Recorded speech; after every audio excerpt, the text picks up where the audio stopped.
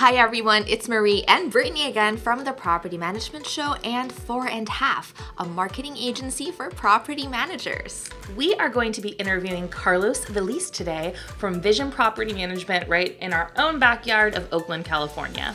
He'll be talking to us about how to branch out beyond traditional property management services. And so if that's something that piques your curiosity, make sure you keep listening.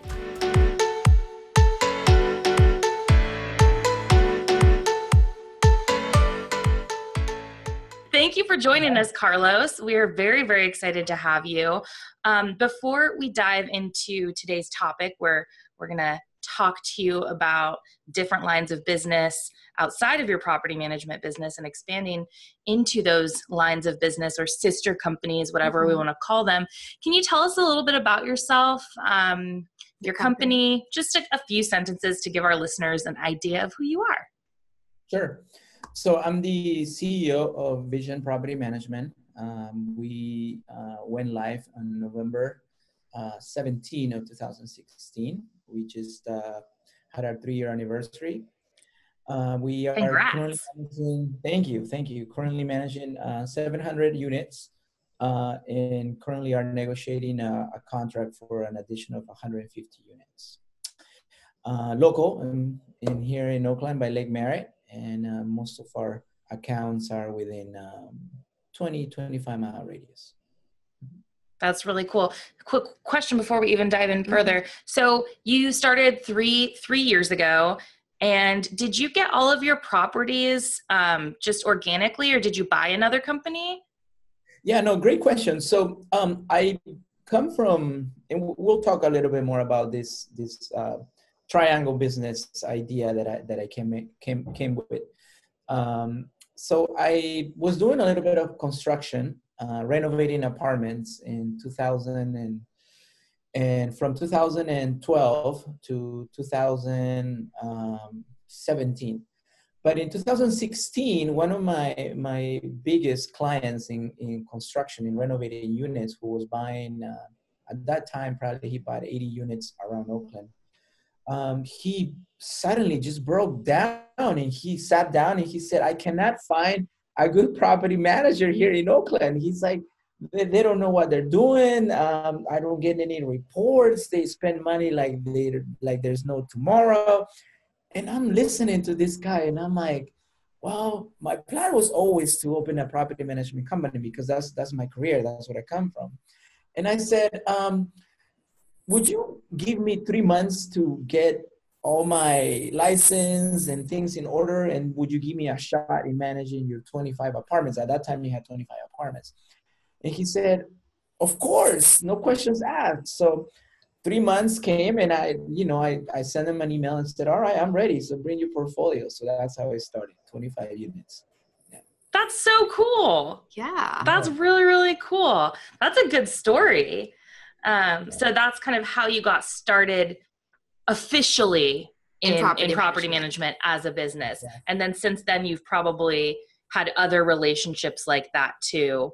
And I'm sure having the construction piece also helps because you have people that are building buildings that you could hopefully manage. I'm sure that ties into it. So let's talk about that a little bit. Because we know that you have your, what did you call it? Your triangle. Trifecta. Yeah. So can you tell us how you started that and how you got the idea to have the triangle? Right. So I came from construction and, it was good business. I'm going to be very honest. I don't love construction. I like it. That's it. I don't miss it. If he leaves, I'll be like, hey, goodbye. But in the back of my head, there was always that property management business because you and other people that you have interviewed will probably agree that there's better business than creating a business that has recurring income, right? Because that's what makes many companies started in property management, large companies, with small portfolios, and then you keep growing and growing. So that was my plan. When Vision Property Management started, we were using maintenance vendors, and it was so hard to find a good, reliable maintenance vendor. And also the quality was there sometimes and sometimes not. And then also the what you call it, fixing your errors. If for any reason the maintenance person or the vendor didn't do a good job, good luck trying to get it back, within 24 or 48 hours. I mean, that person is already in another job order or a project. So it was very hard. So I told myself that in order for me to control the maintenance of the property management business, it was a good idea to open a sister company that can help them with making sure that all the work orders are done within 72 hours, which is our goal. And the reason why, again, is from accountability, making sure that you have the resources to do this, and then boom, the maintenance person is there. And then also because, believe it or not, but in property management, the challenges and the bad reviews and what people complain about, 90% of it is maintenance. Yep. So you control that maintenance as much as you can, you are going to have a good sailing for the day. Right. I mean, you're going to, so that's how it started at. And then the construction, the company already existed. So basically now what is happening is that we're getting invited to do unit turnovers or remodels or exterior repairs. And, we put a bid, and then the property managers get another 2 bids. And then I have built this relationship with a lot of the clients that they feel more comfortable doing the work with me. And the reason why is because, I'm being held accountable by Vision, right? So if Vision has their own clients and I'm doing the construction, it's like, no, Vision does this to me. It's like, no, come back. You need to make sure that you finish the work and the work is at a good quality. So that's kind of like the reason why I decided to combine, these 3 tasks in a triangle that makes sense. And none of them are connected, Okay, so because they are all different companies. You had the construction business, then you started the property management business, and then you decided, hey, I need to start a maintenance business too, so that I have reliable vendors for the properties I manage. Exactly. And then it all kind of falls in line. That makes a lot of sense. Yeah. It's interesting because we've talked to a lot of people in the past, and I've also watched a lot of blog videos where clients that I've worked with, like property managers that I've worked with in the past, there's been this debate on, is it a conflict of interest to have all of the companies under one roof, mm-hmm. or is it a benefit? And I feel like nobody's ever really explained it the way that you just explained it to me, but it seems so simple. It seems so simple. And at the end of the day, what you're saying is the reason your trifecta works is because the accountability lies with just one entity, right?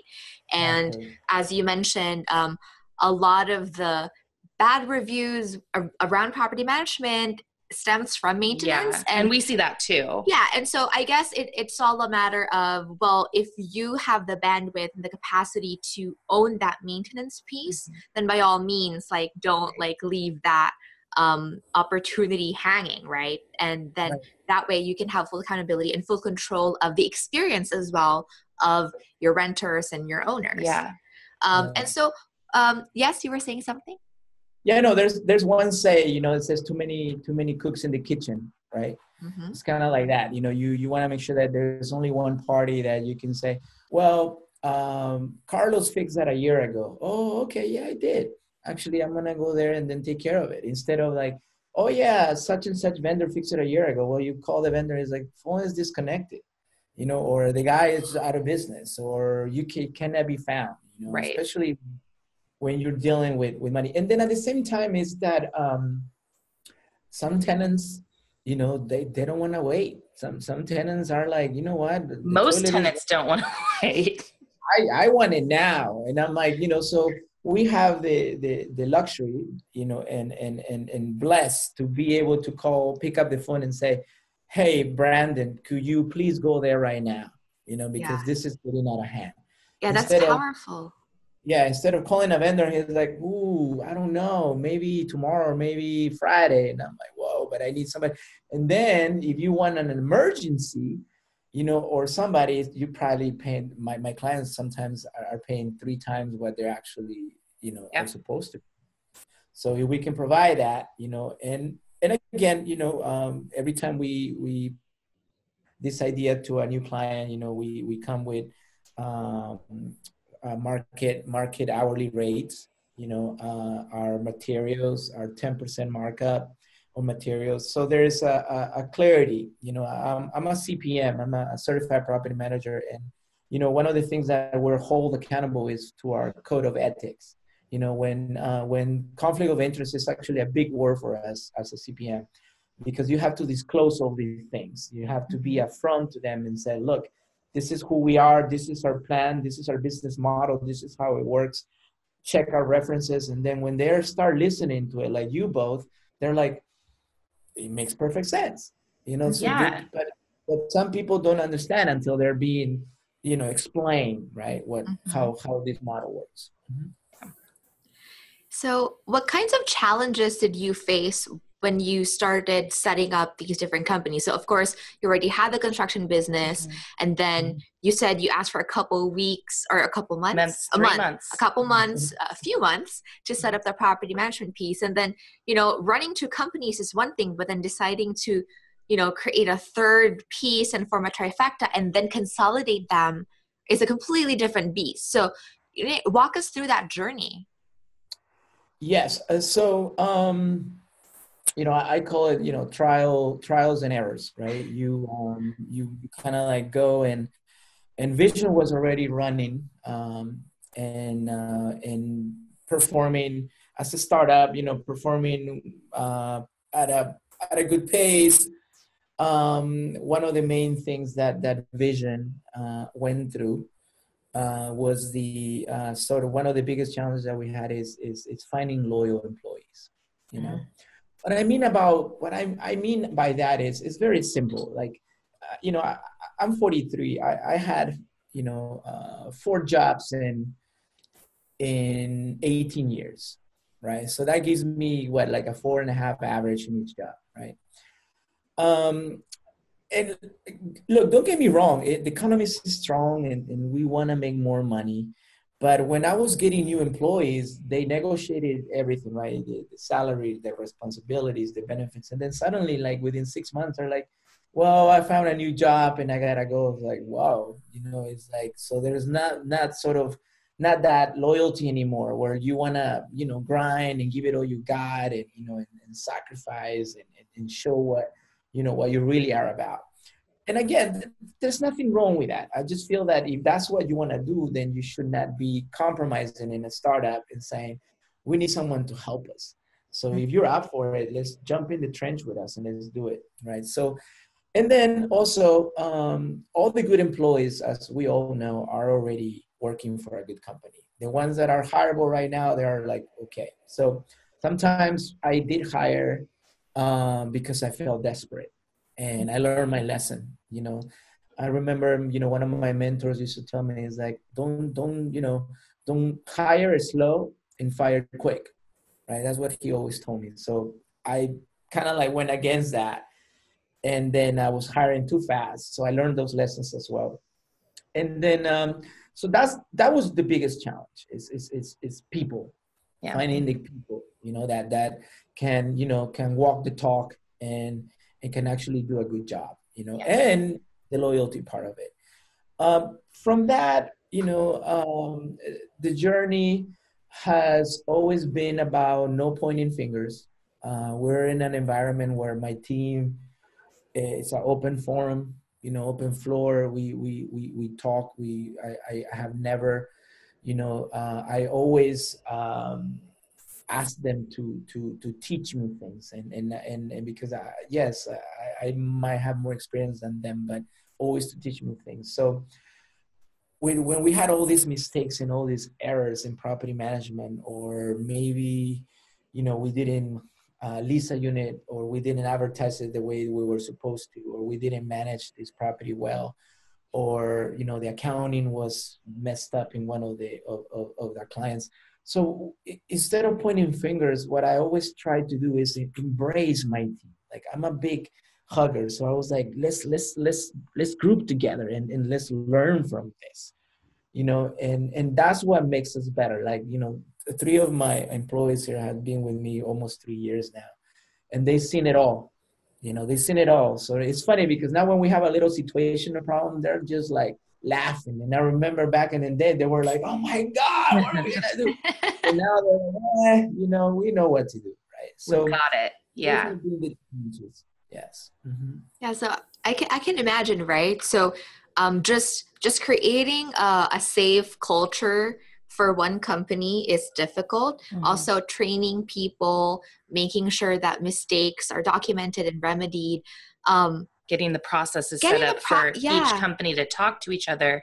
And who does that? Yeah, who does that for each company? Because you have 3. No, yes. So my right hand, Jamie, is kind of in charge of vision operations.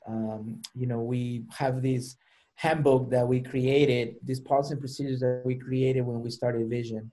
It started with like 3 pages, and now it's probably about 25. And it's, we're adding more things, and we're making sure. And again, trials and errors. We tried this way, it didn't work. We tried this way, it didn't work. So when we incorporated the maintenance and the construction, what we did, which was probably one of the best decisions that I made, was the property managers from Vision were doing maintenance. So what I did is, like, the property managers now are gonna only deal with tenants, delinquencies, and clients. That's it. Maintenance is totally separate. So what I did is I free some of the time from the property managers to be more successful in dealing with tenants and clients, which is a people's business, instead of dealing with roaches and rats and leaking toilets that are leaking. I'd rather pull that to another department, which is this company called Building Synergy, that does all the maintenance work orders. So better control under the maintenance department, which again is 90% probably of the problems that a property management company is being run on a day-to-day under my supervision. So I'm in charge of that maintenance department and unit turnovers and little construction projects. And then my construction division has also project managers that work on large projects, like over $50,000, right, up to $500,000. So Jamie does vision, I do the maintenance, and then I have my project managers running construction. When those 3 are hugging each other because they're interacting with each other, we know already exactly what to do because we already been there. We have some manuals. And again, also one of the biggest things that we have here in the office is that it's a large office, and everybody's next to each other, and we're talking, and it's not that we're all of the companies are in one office. Yes, we are. But one corner is one, and one corner, but we're like together, right? That's and we're cool too. We're so nosy that we're always listening. You know what I mean? And believe it or not, you don't know how much you can learn, but just listening. Totally agreed. I mean, we have in our office, we don't have offices really. We have conference rooms that we go into. But we don't have cubicles. No, we don't have cubicles. We have like IKEA desks. And we're all open floor plan, very Silicon Valley. Like, I am always listening.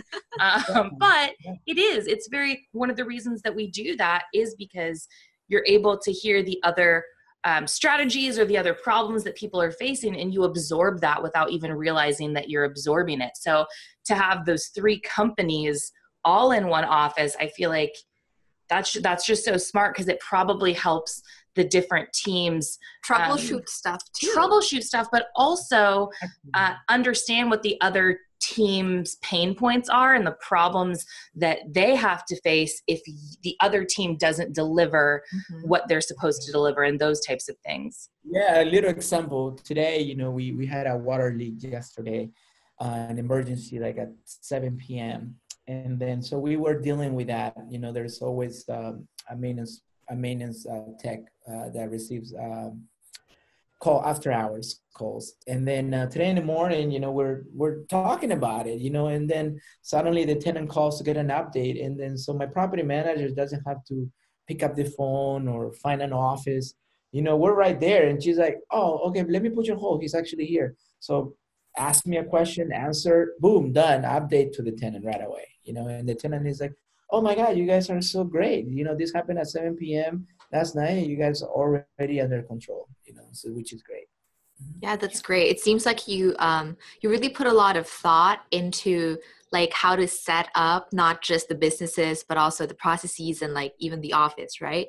And so before you like took the plunge, so to speak, of combining, you know, creating your trifecta, did you do any kind of like due diligence, like analysis to figure out like what are the risks involved in setting this up this way versus the other way? Like what were the things you were looking at? Sure. So the first thing that I did was, and actually this is what I did when I started Vision. I already knew that this 25 unit portfolio from my other client was coming, but I went on Yelp and Google and I started reviewing all these property management companies in 2016. And I did not find one that had more than 3 stars in 2016 on Yelp.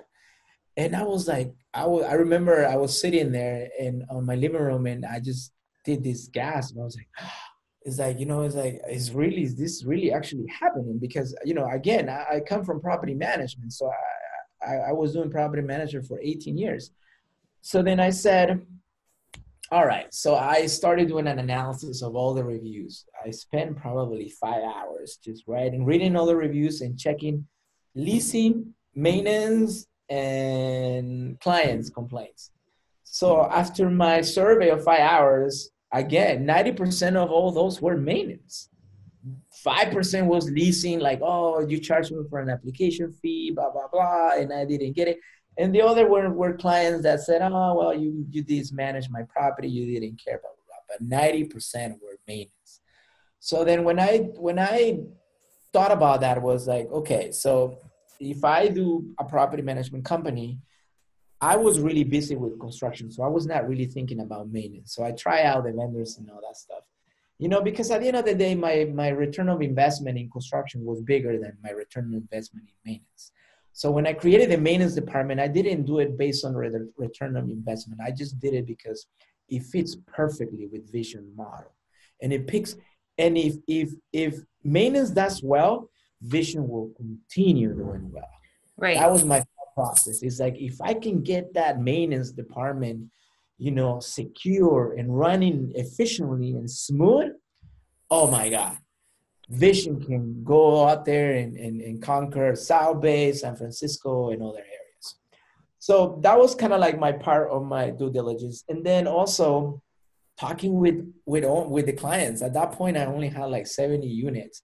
So I talked to my client from my construction company who lives in the city. He said, so who are going to do the maintenance? And I said, well, you know, I'm going to hire some subs and start doing that.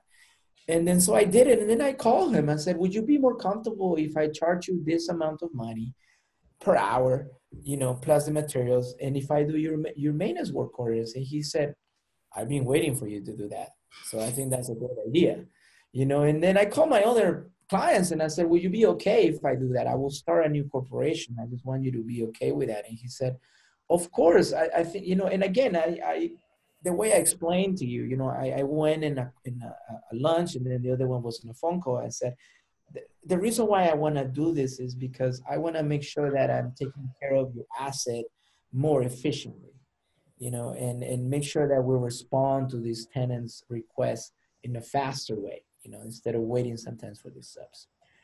And then I check also market rates for labor on maintenance in the city in Oakland, what handymans were charging, what people were charging for markup for materials. So I incorporated all my data and I found a good way to present this new company to my investors. I mean, to my clients. Mm-hmm. Yeah, it sounds like you did a lot of work. Like I can't think of anyone we've spoken to. Maybe they just don't want to share, pouring through Yelp, reading every single review, because it's interesting. A lot of times when people think about getting into a line of business, the first thing that comes to mind is the ROI, right?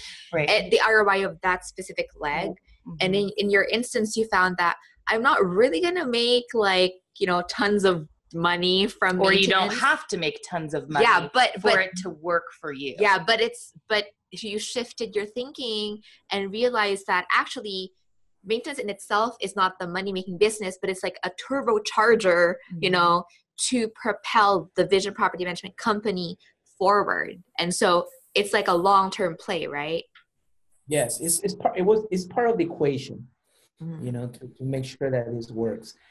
And then, and also, I believe that maintenance, and let's be real. I mean, maintenance, it's not fun, like dealing with roaches and rats and pieces all over when they. Every girl's dream come true.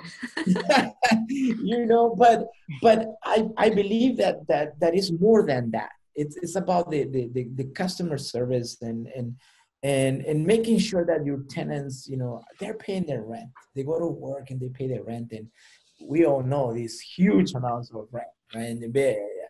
So we want to make sure that, they're paying their rent. And then if they need us, we're there. And it's customer service. And I always tell people, it's like, yeah, sometimes we might not like it, but we're signed up for it. So we have to get it done, So, because then that's the part that I really liked, that's the first thing you did, is just like during your research, let's look at reputation. Most people don't think to do that. Most people and Marie just said this, but it's like most people look at the money. They look at what's in it for them. But you took it from the approach of, how can I serve better? How is this going to make my customer experience overall better? And I think that's really cool. And it's proving to be successful. I mean, yeah, you have 4.5 stars on Yelp, because I still see people with the 3 stars because it's difficult. And that's like, Yelp is like a swear word in our industry. It's like, don't bring it up. It is. But you're killing it. Yes, no, thank you. And again, it's we want to make sure that the maintenance, it's kind of like your weakest point in this industry, and especially also with clients, because when a client signs an account to us and sees some maintenance charges, they want to make sure that if you're charging for something, that the work is being done on a timely basis, that is under warranty, and most important is that this doesn't happen again. So in order for me to control those 3 things, I needed to be more involved in it, because if I use a sub or someone else, I don't have that much control. The only control I have is how to dial his phone number. That's it. Yeah. So once you were there, how were you able to identify that it was working? Like because you did your research, your due diligence, you came up with your plan of action. Did you set KPIs? Was there a timeline? Yeah. That you were like, okay, we're going to go live this date, and then this has to happen within 3 months. This has to happen by 6 months for me to know it's working. Right. So in June of 2016, June, July, August, September, in October, we were working on many ideas for Vision. Vision was like the word, just a vision, in my mind. But I was already doing some work, some analysis, and trying to come up with a name and a logo and stuff, until I was very blessed by having this opportunity with this client who gave me these 25 units. So I'm a big spreadsheets guy. Spreadsheets is like, I call them my Bible. That's like, I'm old school, it's like, and I always tell people, numbers don't lie, they don't. Yeah. So I have what is called this double check, for me. So basically is I check my spreadsheet where I see everything that is happening from new clients, pipeline, and then we have this spreadsheet, how many units we're closing per month. That's on the property management side. Same with leasing. How many, we have a forecast of leasing for 60 days. What's currently right now, what is coming, who gave 30-day notices. And then my third check comes from my maintenance work orders. My maintenance work orders, which is great, has a 3 ways of review process and making sure that people are happy with it. One comes from, there's a folio that has a survey. There's another one that has reputation.com that is also helping us with that. And then we have what is called our own check. So basically, my team in maintenance randomly selects people and says, all right, during the week, we have done 50 work orders. So I'm the one who personally sends a couple emails and says, we finished a work order. A personal email says, how was it? Did you like it? Was it pleasant? Did we take care of you? Blah, blah, blah. So just checking on that. I don't check with all of them, but sometimes it's important. So when I check all this, and then within this big spreadsheet that I have, I also check, obviously, the money coming in, money coming going. I can tell you that after 3 years, Vision broke even 2 months ago. So now we're gonna start seeing some profits. I remember, the first 24, 27 months, it was just writing checks, right? But again, I was like you said, I was not worried about the ROI. I was more worried about creating a business that I'm advertising, Jamie's advertising, Christina's advertising, that they're talking with these prospect clients. I want to sell something that we're so happy doing this on a day-to-day basis. And most important is that if we're telling you that we want to do this, we want to believe in what we're doing. We want to taste it. We want to feel it. We want to sweat it. We want to do all these things. So if we do that, and we come here, and then besides that, there's a good culture and we're having fun, it is already a home run, Yeah. So it's working. It is, and so that's how I feel it. Like I also check with my teams, we do weekly lunches. I take, one-on-one on coffee break, or even if it's a 5-minute check-in, or even texting in the middle of the night or in the morning on a weekend. Hey, how are you? So checking that everything is working, it's a lot of work. Yeah, it is. Yeah. It is, because my day-to-day from 8 to 5, I'm doing these different things, but my check comes from like my big checking in with numbers and surveys, and making sure that works comes usually between 6 p.m. to 10 p.m. And I do this probably 3 or 4 days a week. So after my day is done from 6:10, put my headphones on, and then it's on. Yeah. Like you're literally a serial entrepreneur. Like you're so obsessed with getting the pulse of your business that not only do you have like this giant spreadsheet where you're using for forecasting, but you're not just double checking, you're triple checking everything. And what really struck me was a lot of people really love that, you can send surveys through AppFolio for maintenance, and, with reputation.com too. Like when you sign up for reputation services with Fourandhalf, it kind of help you kind of automate some of that process so that it frees you up. But you're like, yes, I love that, but nothing beats like personal connection. And so an instinct, because like you even were like, the numbers don't lie. I'm a numbers guy, but you aren't just looking at the numbers. You're looking at the numbers and making sure they make sense. But then you're also like listening and observing Yeah. Yeah, I give you a good example. We just met with this couple from Oakland around Lake Mary. They have a fourplex, a young couple, born and raised in Oakland. They bought their first property. I think they own a couple properties, but they had an interview with us for an hour, and they were like, we're changing companies, but we want to make sure that you're like the real deal because I'm busy and she's busy and we have our careers going, so we need a company. So they made it so personal that after that meeting, I told Jamie, if we get this fourplex, I want to make sure that we're checking with them at least once a month because they're like, so, they're putting a lot on us, which is fine. I like challenges, but at the same time, I just want to make sure that they feel like we really care about them, and that meeting that we actually listened and we did, what he really expected. So I told Jamie last week, actually, I said, it's been 2 months. And I said, I know you checked with him last month. Could you check with him again? So she sent me an email on Saturday and said, yeah, I checked with them. They're great. They said that everything is working good. So little things like that, even with tenants and sometimes even with clients that I'm managing the properties, and sometimes I haven't seen a work order like in months. And suddenly it pops in my head and I'm like, you know what, I'm just going to check in. It doesn't take more than 10 seconds. You're right. And he's like, hey, just checking in, see how you doing, nothing to report, hope all is well, that's it.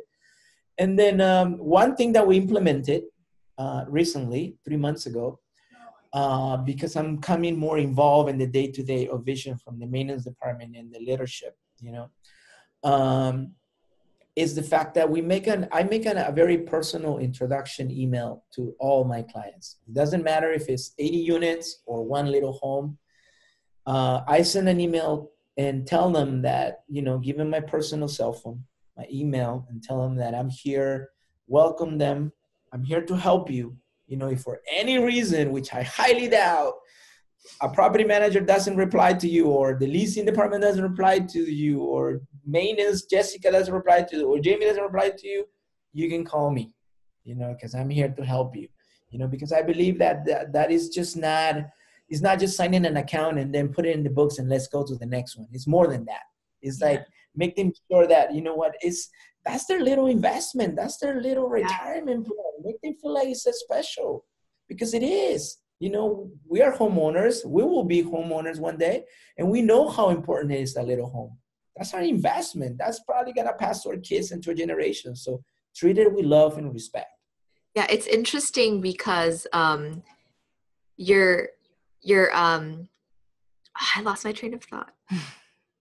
It circles back to what you were talking about earlier, just customer service, but it's like, it's a journey. It's not just a hit it and forget it type of thing. And I feel like that ties back to the reputation, to how people were feeling. Go ahead. Yeah. So when you mentioned that you send a personal email to clients to sign up with you and you give them your personal cell phone, my first reaction was like alarm bells, because most property managers, a lot of our listeners out there would have probably felt the same, because like, oh no, like why would I give my personal number and then in the middle of the night they're going to call me rather than go through the hotline.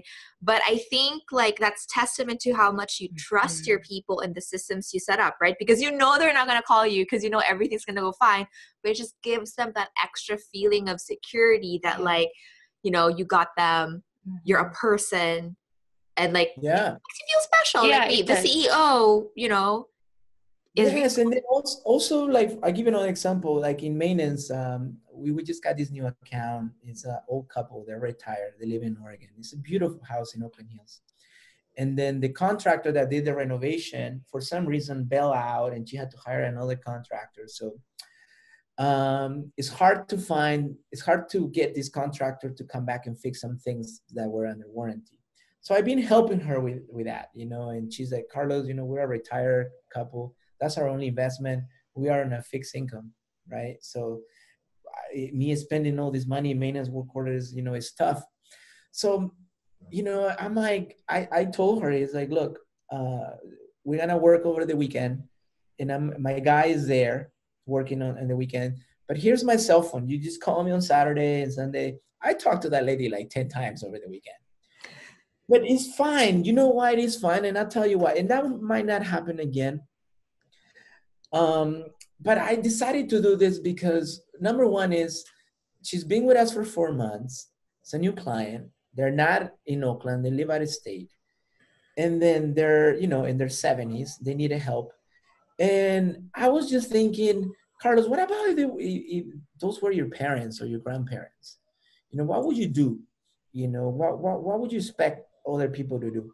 And I said, showing some sort of an extra mile, you know, going that extra mile for customer service doesn't hurt you, doesn't do anything. You know, it's just showing that you care. And then that happened probably a month and a half ago. So a month and a half ago, we took care of everything. I haven't heard from her, which is great. You know, but she did send me an email to say, so thank you about everything that you have done for us, blah, blah.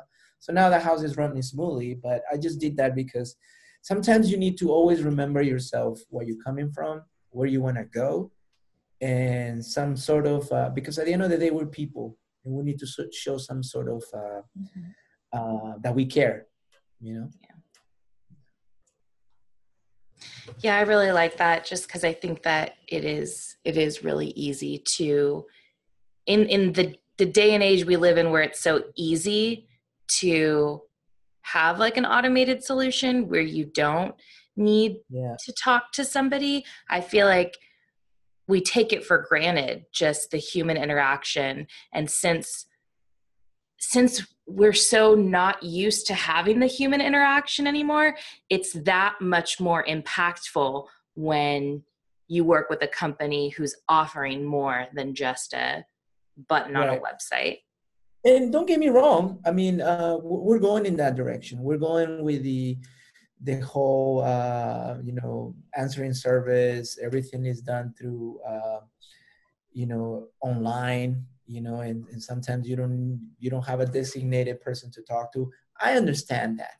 And I think that, you know, believe me, probably in 30, 40 years, we will be there. But now a lot of companies trying to get there. Great. I think that's fantastic. That's the whole, you know, love and essence of being an entrepreneur, right? Trying new things and see if it works and if it sticks, and working hard for it. But right now, what I decided to do with my team, and we talk about this all the time, is that, you know, our model is a little different. It's a little more personal. It's a little more tangible, like, you know, something that you can touch and you can hug and you can pick up the phone, like me giving my cell phone to this client, or, you know, Jamie talking with clients at 7 p.m. or meeting at their home at 7 p.m. Like tonight, she has a meeting at 7 p.m. and Sally is going with her for a building that is 38 units, you know, and they decided to have the meeting in the building. So they're going there and then trying to get this account and make it a little more personal. So we decided that that we'll work for the volume, we'll work for those, we'll fight for those accounts, but at the same time, I want to make sure that they feel that there's something that they can connect with, something that they can come and visit, something that they can come and see, something that they can actually have a cell phone to call or leave a message, and somebody that is going to return an email. I have a policy here that we return emails within 24 hours. That's it. This is number one. And believe me, we don't even take 24 hours. I see a lot of the emails coming and going in the general emails. My team is badass. They reply like within freaking 20 minutes less, you know, which is great. I don't know how they do it, but I kind of have an idea because I get probably 100 emails a day. Yeah. So I have an idea how they do it. So it's communication. There's never enough communication. It's one of our core values in the company. There's never enough communication. Yeah. And I think I agree. Even I feel like there is a middle ground. You can automate a lot of stuff, but still having the ability to call somebody if I need to talk to somebody is a really good thing. So, I mean, if I have a problem in the middle of the night, I don't want to talk to somebody. I do, like, you do kind of want to go in, fill out a form. And if you get a response immediately, that's amazing. So there is some good middle ground, but just having the people is never gonna not be important, maybe, unless we get like brain chips or something. Like I don't know. I'm getting all sci-fi. It's coming. I know. Not quite yet. I don't know. There was that Google Glass. I thought that was the beginning. But it went away. Yeah.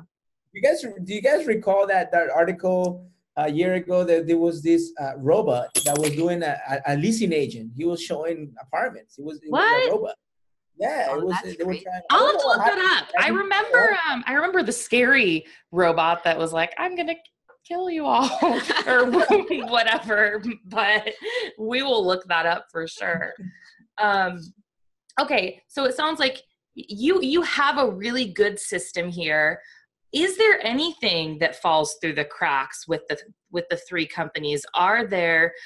What are some of the biggest pieces of advice you would give to somebody that wants to expand and wants to come up with the full service solution, really, like you've done? Yes, I think that's probably one of the most exciting questions in this interview. Many things fell through the cracks in the beginning of the vision. Many of them, and some of them are good stories. I learned in business as a property manager, as an entrepreneur, and also as a father. I learned my favorite word is risk management. That's my favorite word. In any business that I already opened, that I'm gonna open in the future, that's my favorite word, risk management. So how do we control that? How do we, we not allow these things to fall through the cracks? So I implemented a weekly meeting. It's a weekly meeting with my leasing team, my property management team, my maintenance team, my construction team. So basically what we do is everybody's responsible to create an agenda. We don't like long meetings, so all of our meetings should be under 30 minutes because I hate long meetings. Agenda, bullet points, bum, bum, bum, and in big red is what things that are risk management. That's something that needs our attention, right? It's in red. So throughout the day or throughout the week, sometimes we hear things, sometimes we talk, sometimes Steph, everybody says, oh, that is gonna be in red in the agenda for this week. So we're already thinking about it. And then, when we wake up or when we go to sleep, that's that red line right there is in our heads. It's like that's the problem. So weekly meetings, we talk about everything, and then we spend more time on the red. And then we're like, okay, so how do we resolve this? What have we learned? And a lot of the things are already in motion. Like we seen these things happen before. So now we know exactly what to do. But it's important, we still talk about it. We still, have a conversation. And so that weekly meeting to me is a time for me to check in with the team, to see how are they doing. Especially on the delinquencies, to make sure that everybody's paying the rent on time. And if for any reason we're not getting that rent, we need to let the client know, hey, client, we serve them with a 30-day notice. The guy said he's going to pay next week. So give him an update. And we just want to make sure that we're always communicating on things. I tell my team all the time, nobody likes surprises. I don't. You just say, unless you're giving me $1 million, then, I like that surprise. But we, especially, and then another thing I want to add to that is that when there's a problem and a big expense or a problem with one of our clients' properties, tell them right away. Yeah. Right away. Because if you are trying to avoid it or put it under the rug or hide it or no, I don't want him to know, it's going to get worse. Mm. I think that the faster that you deliver the bad news and the big economic impact, you know what, the better that you're going to resolve the problem, and the faster too. And then I always believe that after a bad news, there always comes a good one. Like saying, job is completed, tenant is happy, you're going to get your rent. Yeah. It's a good rule to live by for sure. Yeah, because it's that's against like human nature. Like when something goes wrong, you're kind of like, maybe I can figure out how to fix it before I tell the person.